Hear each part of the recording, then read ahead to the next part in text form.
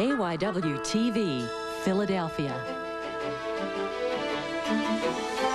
This is Newsbeat with Bruce Hamilton and Jennifer Ward, David Rogers weather, and Yuki Washington on sports.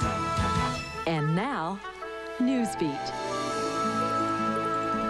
Good evening, I'm Jennifer Ward. And I'm Bruce Hamilton, topping Newsbeat at this hour. A story unfolding at this moment. The threat of a Philadelphia city workers' strike grows even greater tonight.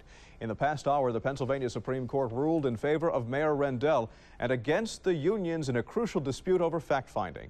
In a nutshell, fact-finding no longer applies in the contract talks. The ruling says the deadline for fact-finding passed before it was implemented. City workers have no contract right now. And under the law, the mayor can cut nearly $100 million in workers' benefits at any time.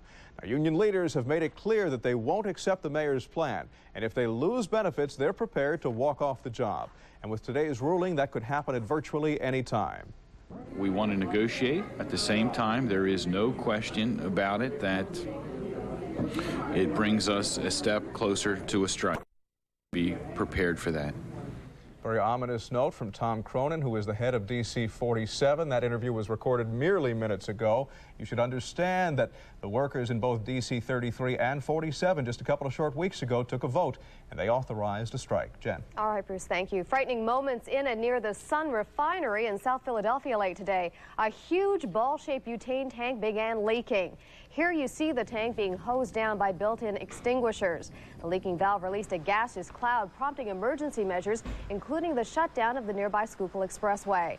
At the refinery, KYW3's Carol Erickson talked with a fire department official about the cloud. It was high in the air, and it was probably 40 to 50 feet in diameter, but it was high in the air and there was no immediate danger. Danger in this case was minimal because all the safety design features function as they're supposed to. Meaning what? Meaning that the tank pressure was restored to its normal operating design, and the relief valve closed. Sprinkler water and deluge guns were on the tank. The cloud dissipated in a few minutes, traffic began moving, and no one was hurt. A startling revelation from former Philadelphia Mayor Wilson Goode. Goode claims he faced the possibility of assassination when Philadelphia was being rocked by the 1985 move confrontation. KYW3's Beverly Williams reports the fears chronicled in Goode's new autobiography. It's a story not everyone is buying. In his new book, Good Faith, which hit bookstore shelves today, former Mayor Wilson Goode makes what many former associates call an astounding claim. Goode says there was a police assassination plot against him that made him afraid to go to the site of the 1985 move confrontation. It was disclosed by three men whose names Goode says he will take to the grave. On May 12th, at my home, three people that I know well came to see me. And basically said to me, Mr. Mayor, there's a bullet out there with your name on. They will shoot you, and it will be made to look like an accident. The mayor says this isn't the first time he's disclosed the plot. According to the Move Commission hearing transcript, Goode testified, quote, "I should be aware of even the potential for police shots going awry at the scene. There was sufficient concern on my part for my continuing to live that I decided not to go to the scene."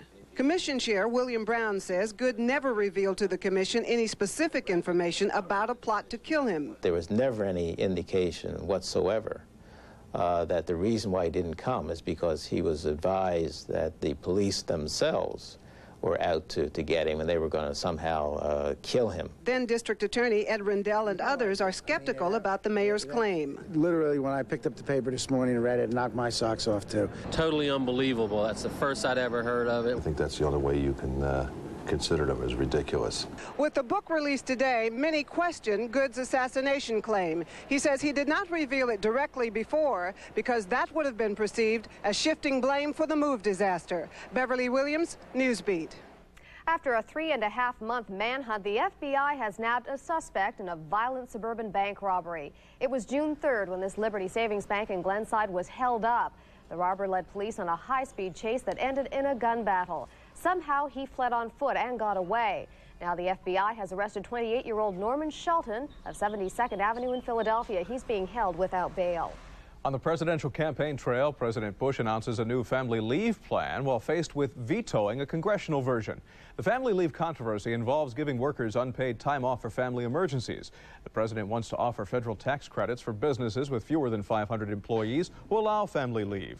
Congressional Democrats want to require family leave for businesses with more than 50 workers. Democratic presidential nominee Bill Clinton favors that idea. President Bush says, however, his plan would save money and would save jobs. Several sign-up-to-vote drives began today, just over a month before the election. A group of African-American politicians and civil leaders gathered for the kickoff. They say the black community is underrepresented on Election Day, and they plan a citywide drive to sign up new voters.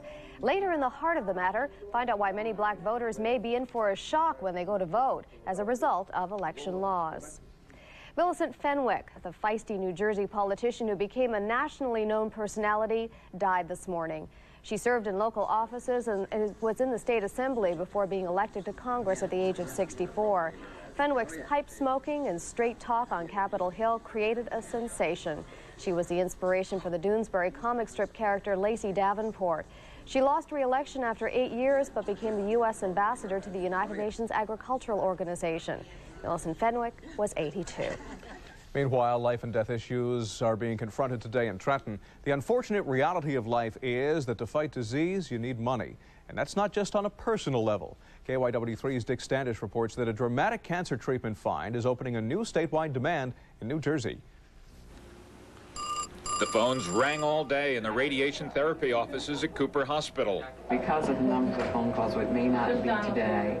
Desperate callers had just heard of an experimental treatment which has reduced some cancerous tumors. A small dose of a biological glue combined with intense radiation has helped certain patients. Cooper is accepting people with cancer of the head and neck, pancreas, kidney, and colon. If someone in the public feels that their cancer fits into one of these categories, then their physician can send them here for treatment. The hospital isn't the only place cancer is being fought. At the State House, the physician who heads Cooper's program met with fellow members of the commission appointed to study the quality of cancer research here. Their conclusion: New Jersey officials must push the federal government to officially designate a cancer center in New Jersey, which would make it eligible for far more financial grants. Designated cancer centers have access to state-of-the-art experimental medications.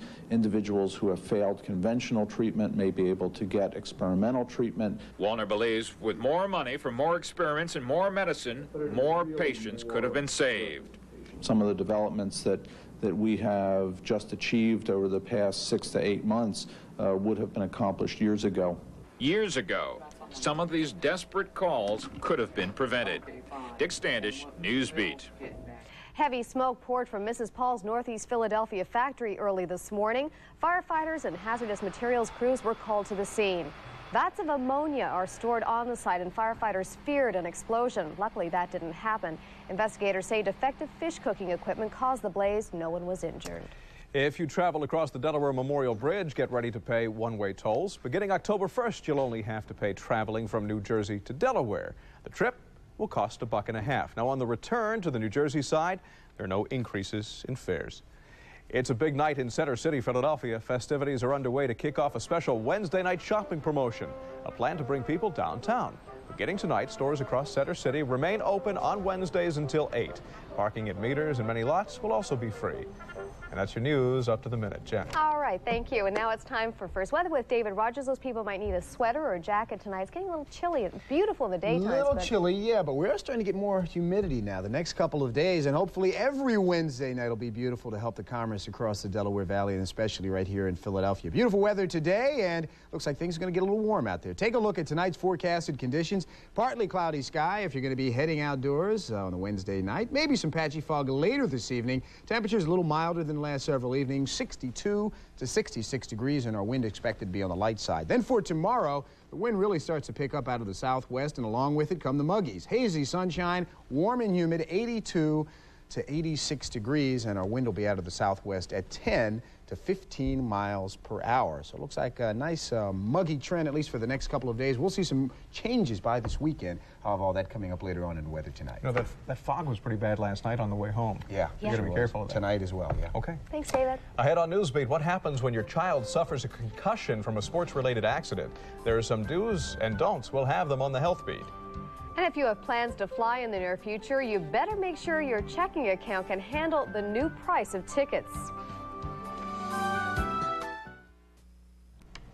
A controversy is brewing over Philadelphia's decision to purge nearly 200,000 names from voter rolls. Ironically, it comes at a time when the move is on to get out the vote. Many civic leaders are outraged, and at the heart of the matter, KYW3's Eleanor Jean Hendley shows us their effort to reinstate those names. And choice begins with voting. The crowd gathered peacefully in the City Hall courtyard this afternoon. They came to protest the fact that many Philadelphia citizens won't be able to vote in next month's election. I think it's wrong. They do this to us every time it's ready to vote. Under Pennsylvania law, if you don't vote for 2 years, your name is removed from the voter registration rolls. And in 1991, 20% of all of Philadelphia's registered voters were purged. The effects of purging and the 2-year statute has a devastating effect upon the African American community, the Hispanic community, and the Philadelphia community in general. We need to do something. We need to move from a 2-year purge to something better. Political activist C. Dolores Tucker filed a lawsuit to force the city to put the voters back on the rolls. Between last year and this year, over 100,000 African Americans were purged off the rolls. The local office of Project Vote spearheaded today's rally. Reverend Helen Fleming says it's ironic that many voters don't even know that their names have been purged, even though the city notified them by mail. When you get your mail at home, sometimes little cards are mixed up in the package of mail, and you might not even look at it. So if you don't see it, you're going to go to the polls, especially a presidential year, and think you can vote, and you won't be able to. The community groups here today say they've asked Mayor Rendell to use his authority and reinstate the purge voters. But given the city's financial crisis, that would be an undertaking the city can't afford. But if the court rules in favor of the lawsuit, the city will rely on volunteers to do much of the work. And these volunteers will be ready to help as much as they can. Eleanor Jean Hendley, Newsbeat. There's still time to register if you want to vote November 3rd. The deadline's October 5th in Pennsylvania and New Jersey. You can pick up a form at the post office, public library, or local municipal building. And this year's forms are available at selected supermarkets, convenience stores, and in Pennsylvania AMC theaters. Now, Delaware's deadline is October 1st. Forms are mailed out upon request. In Newcastle County, you just have to pick up the phone and call area code 302-577-3464. And coming up on Newsbeat, maybe it's true the older you get, the better you get. New research indicates there are things you can do to make sure you age successfully and gracefully. If you see news happening or capture news with your home video camera, call the KYW3 News Tip Line, 1-800-223-TIPS. Topping Health Beat tonight, the fall sports season is here, and with it, increased danger of head injuries, especially to children. Doctors say young athletes frequently suffer concussions, and sometimes they aren't given enough time to recover. If a child who's had a bad concussion goes back into the game too soon, he or she could get hit in the head again. And even a light blow could cause a severe or even fatal second injury. Now, here's what to look for. A mild concussion is usually accompanied by headache or dizziness. The child must be symptom-free for at least 20 minutes before going back into the game. But if the child loses consciousness or has amnesia, he or she should not play for up to 2 weeks. Growing older doesn't mean losing your vitality. Researchers from the Centers for Disease Control say just because you age doesn't mean you have to be sick. A new study indicates plenty of older Americans are healthy, but because they're getting up in years, they think of themselves as being ill. But doctors say you can take care of yourself, your life can still be good. Quality of life, we say, is good if a person can still be an active citizen, take care of himself, be independent. The CDC's study indicates if you can bathe, walk, eat, dress, and use the bathroom without help, you're fully functional and can forget about that rocking chair. Topping Consumer Beat tonight, American Airlines admitted today it made a big mistake by drastically cutting its fares last spring. Those fare cuts started a price war with the other airlines and a stampede of ticket buying. But even with record numbers of people taking to the skies, American lost millions of dollars in profits. Just last week, the major airlines announced they'll try to recoup their losses by raising fares again. Right now, it's time for Look at Sports with Yuki Washington. Good to have you back. Good to be here. I mentioned this. I was at the ballpark Saturday night and watched the Phillies lose it like 3 times, and all I could think of was poor Yuki. I had to put that razor down. I need 4 wins in a row before I shave. I was out in Phoenix on a roller coaster ride. I was listening to the radio so closely. Oh, well, let's try again. Phillies and Cubs in an afternoon matchup today at Wrigley Field. If you like offense, this was your kind of game with 30 total hits. In the end, though, it added up to a Phillies loss. Even a higher source couldn't help the Phillies on this day. Some fundamental help was needed here. With Juan Bell on base, Mickey Morandini sent a shot to right field. Juan Bell was on his way home. Watch the big collision at the plate. Bell says he dropped the ball. He dropped the ball. Sure did, but Bell forgot to touch the plate. He's out. Chicago blew it open in the 7th inning. Led by that man, Andre Dawson, they scored 8 runs to put it away. Darren Dalton got another IBI, but it was far from being enough. Watch out there. Cubs win 14-9. He's okay. Flyers hockey faces off this Saturday at the Spectrum. The Quebec Nordiques will finally see Eric Lindros on NHL skates, but unfortunately for them, Lindros will be in a Flyers uniform for the preseason matchup. In the meantime, Eric, number 88, is rocking at training camp in Canada.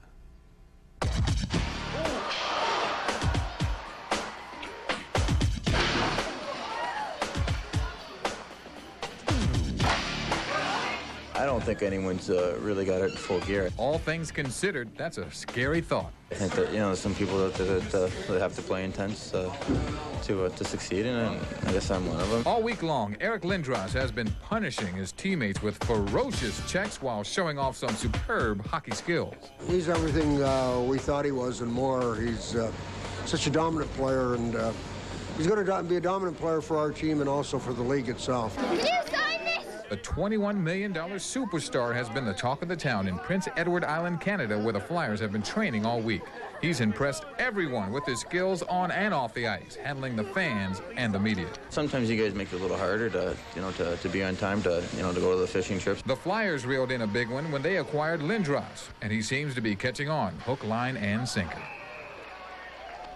It's a Quebec Nordique kind of weekend. They play here on Saturday, then go to Quebec on Sunday, but they're not going to take Eric Lindros, they say, because of the fallout, because of the transaction and all that. It might take a few boos, but I say take him. Let him get used to it. He has to go back during the regular season. Things up. You know, somebody says, you know, you have a superstar, and usually they can hit well or they can score well, but they say that Lindros can hit and score. And he has speed at 6'5", 230 pounds, so this should be interesting. All right, thank you. Next on Newsbeat, David Rogers returns with an early and what I hear is an okay look at the weekend forecast. And feast your eyes on our tasty last word tonight. The story's coming up. Mr. Rogers rejoins us. I really blew it. I thought it was going to be cold tonight, but weather changes all the time. It just the last several days, the last several evenings have been very cool. So you weren't totally wrong, but the changes. We're kind of in that transitional. we're in that transitional state right now, and warmer air is starting to move up across the Delaware Valley. You know, it's been over a week since we had any rain, so you know there's some rain on the horizon. We'll take a look at a radar picture in a moment. First, let's check in with the current picture outside right now. Oh, what a delightful night. 82 degrees was our afternoon high today, and come on down to Philadelphia and spend lots of money for some of those merchants. It's going to be a beautiful night all across the area. 78 degrees the current temperature here at Independence Mall. Allentown is at 81, Wilmington 80 degrees, 81 a pretty popular number throughout the Poconos and Allentown as well. Atlantic City on the boardwalk, kind of the cool spot right now, 73 with a surf temperature of 71 degrees. At the airport, mainly clear sky, 79. As I mentioned, humidity starting to rise a little bit right now at 58%, mainly because of our wind shifting coming out of the southwest at about 10 miles per hour. Barometric pressure is currently on the way down. Let's put things into motion. Here's a look at our cloud cover over the last 4 to 5 hours. You can still see a lot of clear sky for us, maybe a little low-level haze, but here is where our next weather maker is starting to develop right now across portions of Michigan as well as Wisconsin. And what's happening, we've got a cold front here. It's going to really take its time getting here. Big area of high pressure, still in firm control of our weather pattern. That'll be the situation at least up until about Saturday. Strong southwesterly winds. Cold front back across portions of Minnesota is going to be heading in our direction and expected to arrive sometime Saturday afternoon. Along with it, finally, some rain. Again, not a total washout, but we could see some spotty thunderstorm activity activity. All this continuing to track slowly in an easterly direction, and behind that, even cooler air expected for Sunday and Monday. So some beautiful weather expected for the Eagles game this Sunday. Partly cloudy sky, maybe some patchy fog tonight, especially in low-level areas, 62 to 66 degrees. And for tomorrow, it's going to feel like summertime. It still is summer. What am I talking about? Hazy sunshine, warm and humid, 82 to 86, southwesterlies at 10 to 15 miles per hour. Fall officially arrives next Tuesday. All right. Hazy sunshine on Friday, 87 degrees. Saturday, not a total washout. Afternoon thunderstorms is a yes, 85. Sunday, 76, nice cool down. And Monday, the last full day of summer. Lots of sunshine and an afternoon high of 75 degrees. That's a look at your weather tonight. Jennifer. Thank you, David. Coming up on the news tonight, they're dirty, they're dilapidated, and they're dangerous, and they're costing you millions in taxes. We're making an issue out of the dirty dozen. 12 abandoned warehouses and factories scattered throughout Philadelphia, which are accidents waiting to happen. That's tonight at 11, only on the news tonight. And our last word tonight is Junior, as in Tasty Cake Junior. Most people get cakes on their birthdays, so what does a cake get for its birthday? Tasty Cake Juniors are 75 years old, and it's only fitting that they made a cake to celebrate.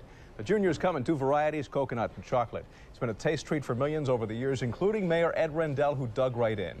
Tasty Cake employees enjoyed the celebration, honoring a classic Philly favorite. I love Tasty Cakes.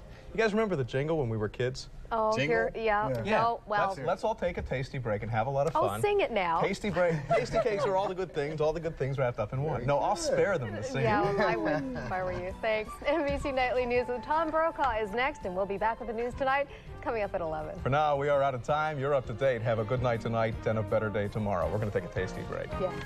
Yeah.